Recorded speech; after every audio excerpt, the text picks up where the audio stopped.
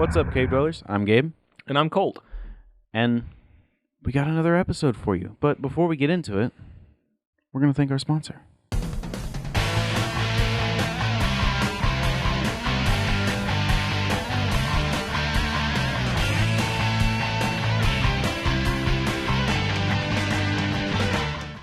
Thank you, RPGhiring.com. So guys, I'm Colt, and I'm the resident magic nerd down here. What we have today is talking about some of our favorite Commander things that had come out pretty recently, and things that we think are essential to people who are kind of new to the game. We have a small community that's been developing for a while, and everyone has built at least 5, 6, or 7 decks at this point. But naturally, everyone sees strong stuff, and they're like, I want strong stuff. Yeah. So that's kind of what we're bringing right now. We have the Commander collection over here in both the black and the green.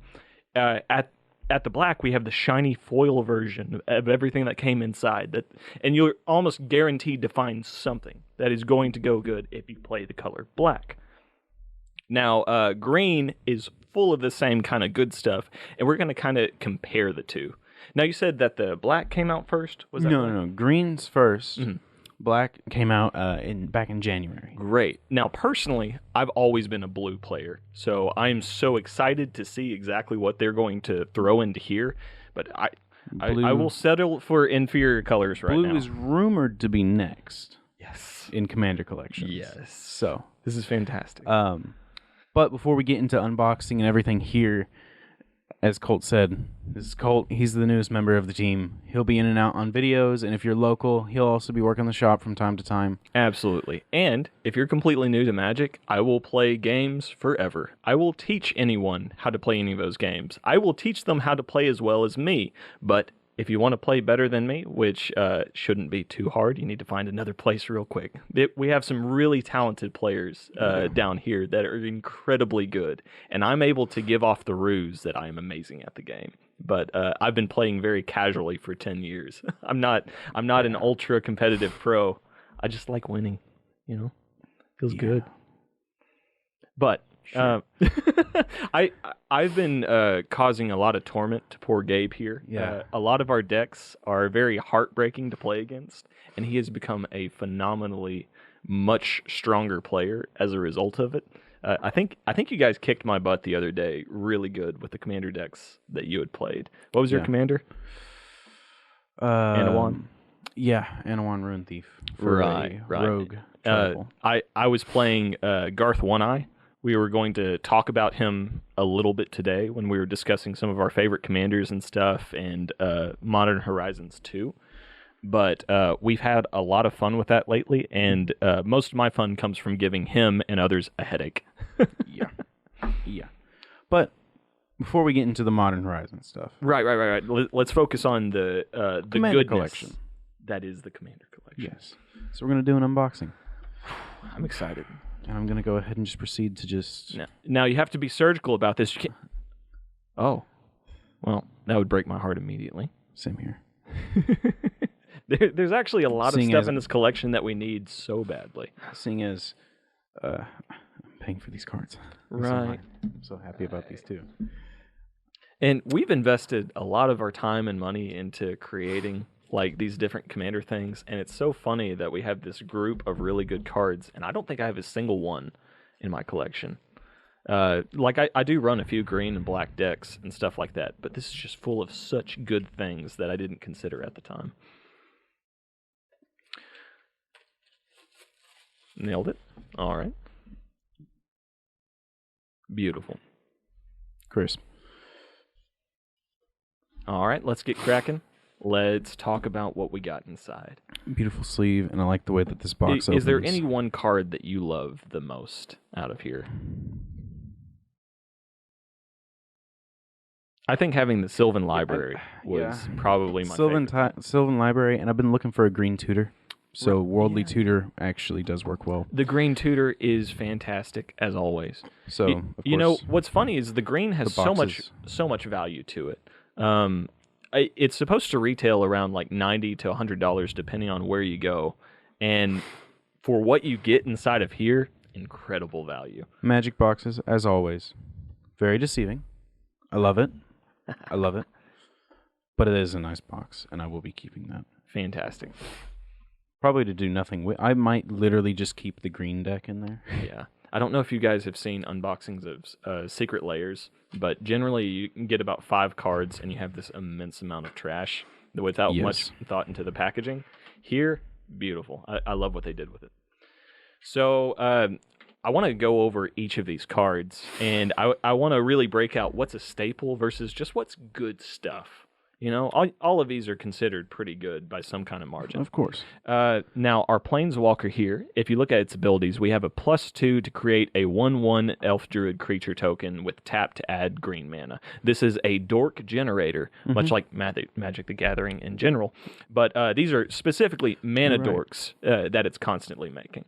If you're enjoying an elf ball style deck where you create hundreds of minions just to slap someone in the face with big stuff that says you do damage for each elf that you have, this is fantastic.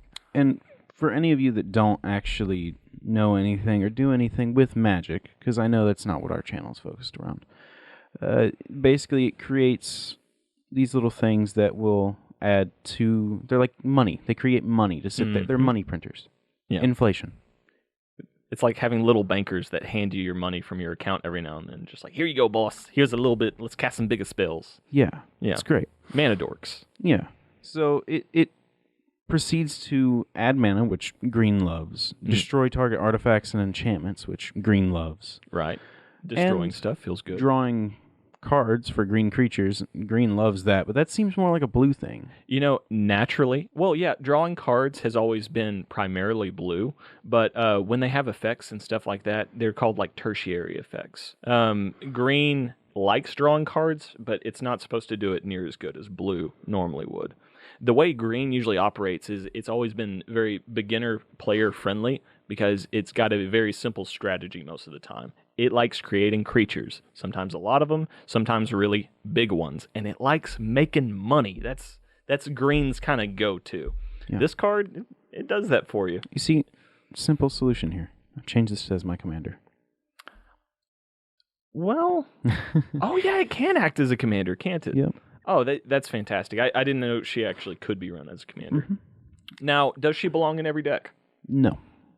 I mean, if you're running green and you don't have a single elf, maybe you would love to have those dorks. Like, maybe you're pretty new to the game and you really like planeswalkers. That card is not going to hurt you. It's a beautiful card, and it works. It does its job very well. You get better, you get stronger, and you find slots for cards that have much more hard place in your deck versus this, which is very specific to elves. I do have a couple things that could replace, though. So that wouldn't be bad. Yeah. For those of you that don't play Magic, planeswalkers are not necessarily creatures that come out on the field and attack people in the face. What you're supposed to be is like a dueling wizard alongside another person, and you're casting out spells and stuff like that, and planeswalkers are supposed to be your allies that are helping you in this fight. So it's like having a friend right next to you trying to help you play these spells or give you really cool effects. It's like, hey, have this money so you can send troops here. Yeah. Hey, have these creatures. Planeswalkers are like your best buds, and they are some really cool cards once They're they come super down friends. on the field. And they are fan favorites everywhere. Haven't always been around in the game, but when they popped off, the first thing people said is, "This is broken." They're super friends. A lot of times that's true. But moving on to our next card, we have Omnath, Locus of Mana. Normally, whenever you pay for stuff, by the time your turn ends, all of that money goes away. All of that mana disappears. Omnath says, nope, you can act like a savings account. Every time you tap for mana, it'll stay there. It will not disappear. It does go away at the end of your turn, though. Does it go away at the end of the turn? It's only as it moves through stages and phases. As steps and phases ends. I think it carries over turns. Does it? I'm pretty sure. That's the way I'd seen it played against me when someone had played it in Commander. I had never seen it actually played before, so I'm not totally sure. Omnath is a strong boy, and it allows you to do some wickedly strong creatures way early into the game, which is kind of what Green's go-to is. Now, moving on, he might not necessarily be a staple, and this card might not necessarily be a staple, but if you're playing Commander, one of the first things that you come across is a bunch of people playing with artifacts. Artifacts that come out and give them money and ramp. They want to be able to pay for the big stuff very quickly. So naturally, you'll see about 20 of them out on the field. Bane of Progress destroys all of them. You get rid of everything. Everything. Everything that helps them make money. Right. And so the second that comes out and destroys everything for each one of those things, it gets a +1/+1. So you get this huge... It gets beefed up. Huge boy that steps on the board and causes a lot of oppression, and now suddenly your opponents that were relying on those artifacts for mana can't really cast anything. You see, much like Bane of Progress, instead of using Venom, he uses artifacts as his steroids. He grow big boy, and he big strong. But doesn't belong in every deck. Maybe you're really artifact heavy. Now we're getting to the meat and potatoes kind of thing that belongs in just about any green deck. Absolutely. Now, Seedborne Muse, again, might not put it everywhere, but you untap everything during other players' turns. It allows you to make everything that you control usable or semi-usable on everybody else's turn, not just your own. So traditionally, you spend all of your money, and then once it's your opponent's turn, you don't get any of that back that you used. If you saved a little bit, you might be able to use a couple of those mana during the player's turn. With this, you can spend it all, because you know the second you pass the turn to the next guy, you get it all back. If you want to talk about a new player busted card, Seedborne Muse is your go-to. Absolutely. That would demolish some hopes and dreams when you're playing more stuff on other people's turns than you're playing on your own. It would hurt some feelings. That's usually a blue player thing. So moving on from that, we have my baby, the Sylvan Library.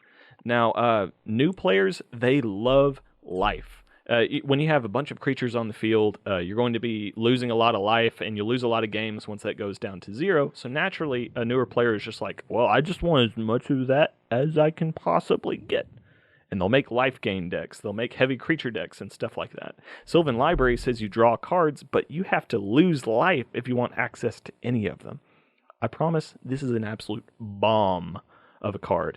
So it says at the beginning of your draw step, you may draw 2 additional cards. Bonkers, considering this thing costs 2 mana. It's wonderful. And then you put 2 cards in your hand, right? I'm sorry, I can't actually read the card.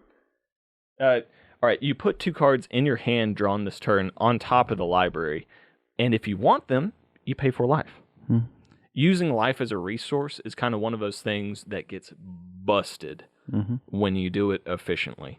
Yes. And so a lot of you might not know what Fetchlands are, but essentially it's when a land comes on the field and helps you pay for stuff, you crack it, and then you shuffle your library. So if you don't like those cards that showed up on the top after using Sylvan Library, you throw down a fetch, it makes you search your library, and then suddenly, like, you have a fresh new set of cards up there instead of the ones that you thought were crummy and that you didn't want. Exactly. Sylvan Library, absolutely busted. It belongs in green, and if you don't play it, it's a mistake. Just don't be scared about that life loss unless you know you're, like, down to 4 life. Yeah, it helps you an insane amount. Right. Worldly Tutor. Anytime you hear the word tutor, you can expect some overpowered nonsense. Worldly Tutor isn't the best in the world, but for green, it allows you to get any creature in your deck. It's likely one of the best green tutors out there. Oh, yeah. It's fantastic. But you go into your deck, you find the creature that you want, and put it on top. Amazing. Considering you get exactly what you need for the moment. I hope you have a good idea as to what this will be used for in the green deck. Disgusting. Cultivator Colossus. Oh, no. Yeah. Ugh. So it allows me to find the creature that my deck is built around. Right. And with Commander, we're starting out with 100 cards. The chances of you getting any one card in particular are pretty slim, but you suddenly double those chances with Worldly Tutor. Playing my green deck, I have maybe pulled the card that it's centered around like 3 times. Yeah. 3 times in total. Because I don't have stuff that lets me sit there and search my library, and also I'm constantly shuffling it. I love Swiss Army knife cards, and tutors are always that. If you're missing that mana that you crucially need at the top, normally with tutors you'd be able to go and grab that mana. With this, you might grab a mana dork that'll help you out a lot, Absolutely. Like an elf that'll produce that mana. So, you want it? And then, of course, we have the alternate art for a Soul Ring and Command Tower that are more green-themed art. It's almost impossible to find a Commander deck where these won't perform pretty well in. There are some that don't run a command tower or a soul ring, but there should not be many. Let's take a look at some of what the black has to offer. And this time we get the pretty goodness. I'm almost sad to rip that seal. Isn't it? Well, the box itself has this kind of foil tint to it. Here, I can do it for you. I'll just scrape it down the side. Yeah, that hurts. Mm-hmm. So the premium version, obviously, everything. But that foil. is still only the outer cardboard. We get our own box again, too. And that is a beautiful box. It's with an art of a yeah. soul ring on the front. Yeah, you can't really see it here, but it has kind of a sheen to it that's just magical. No pun intended. So the first one we have, I actually can't read it. Is Liliana. Heretical Healer, right. So this one is a fantastic black card. I had used it a couple of times in my zombie decks, and having it just generate the zombies and stuff like that is something Gabe and I love. Yes. We're huge fans of our zombie decks. Especially our generation, zombie generation. Right. This one came out back in Origins, and I remember it being strong then, but it actually has a flip side to it. So it turns into a planeswalker after its effect goes off, and you can start using those abilities like it's kind of hard to read from here. One of the flip walkers. Right. Each player discards a card for the +2. If you really want to give hand hate and make sure that they're thrown off their game plan, discarding the right thing at the right time can just cause a lot of headaches. Like, that's why, much like in Magic, you want to keep your poker face like you would in poker, because if you reveal that you have something good in your hand, somebody People might start just, targeting you. Somebody might just, ooh, I'm going to get rid of that, like I did the other day to Colt. You played me. I'm not mad that you did it. I'm mad that it worked. So next we have Ghoul Caller Giza. Giza is another very big used black card. So we were talking about mechanics that we loved and hated. Sacrificing is something that you weren't a big fan of. I'm not a big fan of it unless I have guarantee unless that is their only use and it's built around that specifically. Right. And a lot of decks have what's called like an aristocrat feature, where you sacrifice and you get that payoff. Mm-hmm. With Ghoul Caller Giza, anytime you sacrifice something, whatever its power was, you create that many 2/2 zombies. So let's say I have a very strong creature over here, and I choose to sack it. Instead of just losing that creature entirely and losing my big hitter, I gain a bunch of little guys that I can swarm somebody with. What's also cool about this is it says creature. It doesn't say non-token creature. Mm-hmm. So you could literally take a zombie that she made, sacrifice it to her, in goes one zombie, out comes two. You can't explain that. Mm-hmm. That's just value. But you have that big creature that's being targeted. Like, let's say I got Thraxamundar out, and he's a 6/6 at the moment. If you tried to kill it, you could just immediately say, well, I'm going to pay one, tap Ghoul Caller Giza, sacrifice that, and now I have 7 2/2 zombies. So that kill spell just didn't even pay off. Exactly. But now I have a bunch of nerds on the field that can be sacrifice fodder or just hit face. And I am certain I will be able to find a home for this card. She deserves one, a good one. Now, not with you. Ophiomancer really fits the theme of very strong in sacrifice decks, and it can be so easily underestimated. This is the first time it's been reprinted since Theros Beyond Death, so it had been a while, and at the time, it reached heights of being a $40 card and trended around being around $20 to $25, and now it's around 15 or so. So these reprints and stuff that they do with the collections really helps the overall availability to stuff, especially for newer players that want to try it. And it's great because, truthfully, if you wanted to, you could buy this and then build a deck out of the cards in this. Like, build a deck centered around every card that you get out of this. With Ophiomancer, you have a really strong effect that's very deceptive at first, because for 3 mana, one of them being black, you get this 2/2 body that comes out on the field, but whenever an upkeep happens, which it does not have to be yours, you create a 1/1 snake with Death Touch. So if you're sacrificing things constantly to get value, like if I have to sacrifice a creature to draw 2 cards, or I have Ashnod's Altar where I'm sacrificing it to get 2 mana, every single time it comes to a player's upkeep, I can sack it and do stuff. I can get value out of it not being my turn. Fantastic card. I love it. And it justifies it's a little bit higher price tag. But again, that's definitely more for sacrifice decks. Yeah.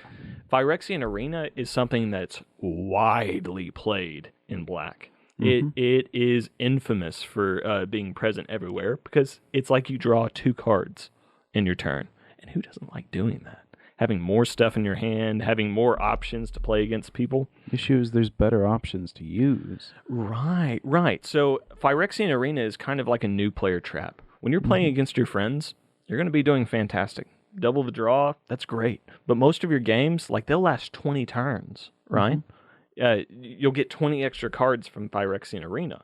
Once you start playing people like with a lot of power behind their deck, suddenly like games are being won on turn 5 and turn 6. And it's just not worth spending your mana on an enchantment that lets you draw 2. Best case scenario, you play this on turn 3. Like let's not even think about the fact that if you're like 10 turns deep and you need something to win the game right there, suddenly you draw an enchantment that does absolutely nothing the turn it comes out. It's a bad feeling. But let's say, best of all possible worlds, you're able to play this on turn 3. It'll take 3 turns of like going through all of the players and then coming to you before you're able to draw 3 extra cards, which that is when you start hitting the value of that. Now, when I pay 3 mana, like I would love to have value right then and there. Absolutely. We have a lot of commons like Read the Bones or Altar Sacrifice, things that you pay 3 mana and suddenly you draw 2 extra cards and lose 2 life. You get value right there on the spot. With this, you have to wait a while before it does it. And when you're playing with your friends, you can afford to do that. In the end, it's just not totally worth being a staple. It's strong card, but shouldn't be a Black staple. It shouldn't be a Black staple. Right. Reanimate is absolutely a Black staple. Oh, unquestionably. A 1-cost sorcery, so you can only play it on your turn. But you return creatures that have already died to the battlefield, and you lose life equal to how much mana they originally cost. Right. And when I have a 7-cost commander, and I don't want it to go to the command zone, I can say for 1 mana, I can bring it back. Disgusting. Avoid the commander tax. And now, like you use life as your resource, but that is an insanely strong ability to use. If you can avoid being triggered by the loss of life, this card will win you games. Absolutely. Guaranteed. Toxic Deluge. It is a board wipe, and it is wonderful because you cast it for 3. You use life as a resource yet again. You damage yourself. You might even use your own creatures as a resource here, because when you have a field, you don't want to get rid of your own creatures. I understand that. You don't want to lose life for things. This makes you do both. Yes. So if you're on the newer end, you might not want to make those sacrifices. With this, if I see that the other guy has 300 elves and he's playing some serious elf ball with the green collection that he has over there, I need an answer fast. I pay 3, I lose like 5 to 10 life and make him lose everything that he has built up. Everything. All of it. Brutalizes that side of the board. I may lose all my stuff too, but I have evened the playing field slightly. Yeah. For a price, of course, meaning life. I would say any commander deck that you have, regardless of whether you have a lot of creatures or not, having 5 forms of board wipe is pretty essential. Because you don't want to be on the receiving end of 300 elves hitting you in the face. 2 to 3, take it or leave it. Well, some people have different philosophies on it. I love controlling the board at any given time. You're a blue even if player. I'm the one winning. I am blue. It makes me disgusting. And then we, of course, have the black soul ring from the cover of the box with skulls. Can we shine and that stuff. in front of the camera real quick? Because that thing is gorgeous. That is good-looking stuff right there. It is beautiful. Mm-hmm. And then a beautiful command tower. Right. It actually makes me think of dark elves. Mm-hmm. And with the Ophiomancer, we were talking about the snakes that it generated. Well, now you have your very own beautiful Danger Noodle right here. And now you can show it off to all of your friends whenever you're sacrificing it constantly for all the value. Make them respect the Danger Noodle. And that is about all of the cards we are going to pull on the channel today. They are wonderful. They're used in a lot of decks. And if you guys wanted to, you could actually go out and get one and then build a deck around it, or just it introduces you into the game itself. If you have a hard time really deciding what staples you think you need to add to your deck, you'd be hard-pressed to not use some of those cards in their respective color. If you're running green or black, you're not going to make a wrong choice getting either of these boxes, in my opinion. Now, do you want to buy specific cards individually? That's fine, but having that stuff for later, or even having that stuff up for trade, I think that's fantastic for getting a newer community even stronger. These are the steroids. These are the good things. Mm-hmm. If you guys want to see more Magic from us, maybe in a couple weeks or maybe next month sometime, we might go over more of our, thoughts on certain commanders and thoughts on other stuff, and maybe go over stuff on like Modern Horizons 2. One of our we like it. We haven't really done anything with it, and we wanted to look into it more. So we could spend 2.5 hours easily talking about some of our favorite things in Magic, the favorite things we love. We would love recommendations for things that you want to hear us talk about. And one of the things I want to is Modern Horizons 2. How amazing it is. But we don't totally have the time today, because you know what? We've got to move on. We got to get to the giveaways. But guarantee catch us next time. Yeah. Now, let's give away the good stuff. Yeah. Giving away Jam Enchant. Hello, cave dwellers. Once again, it's me, the editor. We had a little whoopsie-poopsie again, and it's actually James Nungesser's cards. Forgive us, our wonderful audience. It won't happen again. We pinky promise.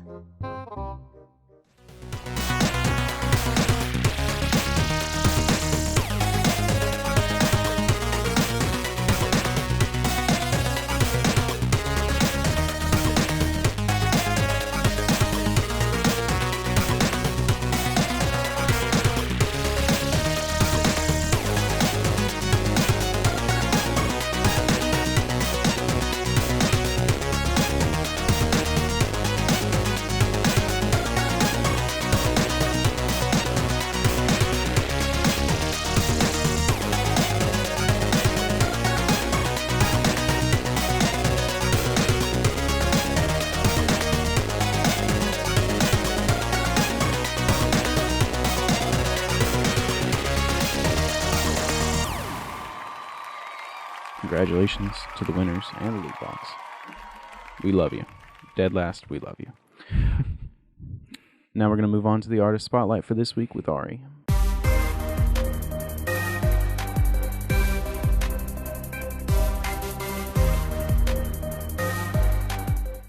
Welcome back to another episode of Meet the Artist. This week we have the Icelandic wonder, Ari Arnaldsson. Welcome, Ari.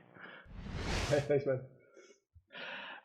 Man, another amazing set of cards. We were super excited to get these in the mail back when they came in last year. Just once again, amazing work, stellar stuff. I guess first thing we want to ask is why did you choose the subjects that you chose? Since we give everybody free reign.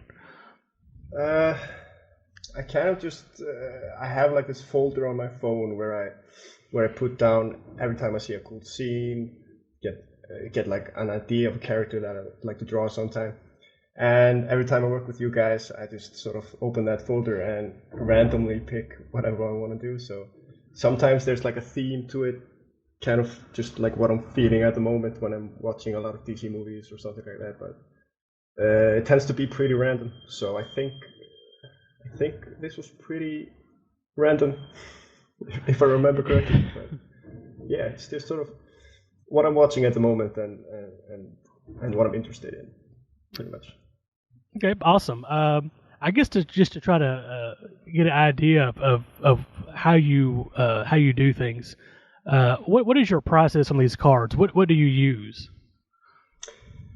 So there's usually a base layer of some kind of marker, Copic markers or something like that. But I used to do like mostly Copic markers and then just sort of refinements with pencils. But lately I've been using a lot more colored pencils as well. So I get a lot of details with those. And I always try to sort of challenge myself and put always more detail than I think is possible. So in that way, the colored pencils are really good. And then I usually just finish it off with some white and black ink just for highlights. Right. I mean, it's amazing work. It almost looks like pictures. When we opened it, I was like, "Well, he just sent us pictures." the realism is off the charts. So you did an amazing job. Thank you. I guess a lot of people have been interested in what different artists are using, what brands they use. So, what brands are you using as far as your tools go? Like, what markers do you use? What pencils? Copic markers mostly for the markers. I've been trying some cheaper ones because Copics are pretty expensive. But the colored pencils I use, I don't know how you say it, but it's like Caran d'Ache or something. I don't know. It sounds French. Right. They're really good. They're sort of watercolor markers, so you can wet them and spread them with water. So I don't use them that way, but you can if you want. So they're really good, and they blend really well. So if you want to get like smooth transitions and stuff like that, they're really good. Right. And obviously, we're big fans of yours here because I'm just going to show this real quick. We've got this cover here. We've got this cover here. Obviously, we're big fans because we asked you to do an exclusive cover for us on Ferryman Origins. So just saying, and hopefully we'll get some more stuff going at some point and get you some more stuff. Yeah, I hope. Awesome. Because we're all big fans of yours, and I know all the viewers are as well. Yeah, I love working with you guys. It's always fun. You always give me a lot of freedom, and it's just.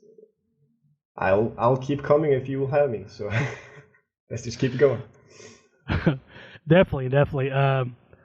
Our viewers are big fans as well. The next thing I want to ask you is, do you have any ongoing or upcoming projects you want to talk about?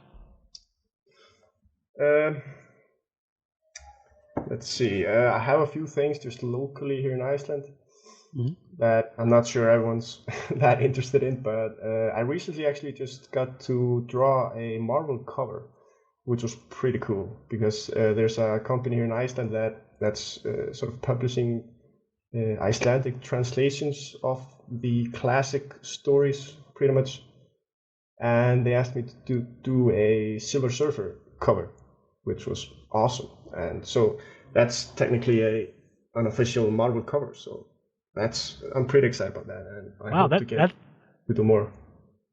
That's amazing. That's a big deal. So yeah, I'd be excited to see that when it comes out. So if anyone wants a commission or just wants to follow you on your socials, where can they find you at? Instagram is where I post most of my stuff. It's Ari Arnalds _art on Instagram, and I think I just post mostly there. And if there's anything elsewhere, I'll direct from my Instagram there. So if people want to follow me, I just suggest Instagram. That's best. Okay. Thanks for coming on, Ari. I know it's a different time zone there, and I appreciate you coming on. Yeah, thanks for having me, man. It's fun. All right. See you next time.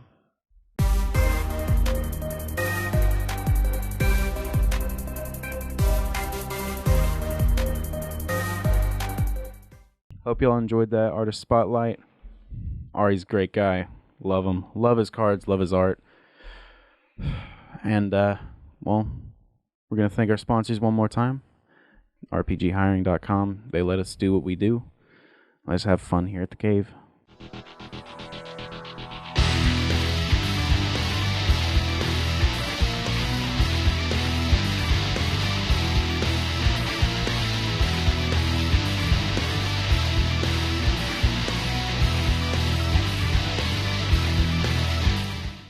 Colt, you got anything else to say? No, I think that's about it for me, buddy. Like and subscribe, guys. Sayonara.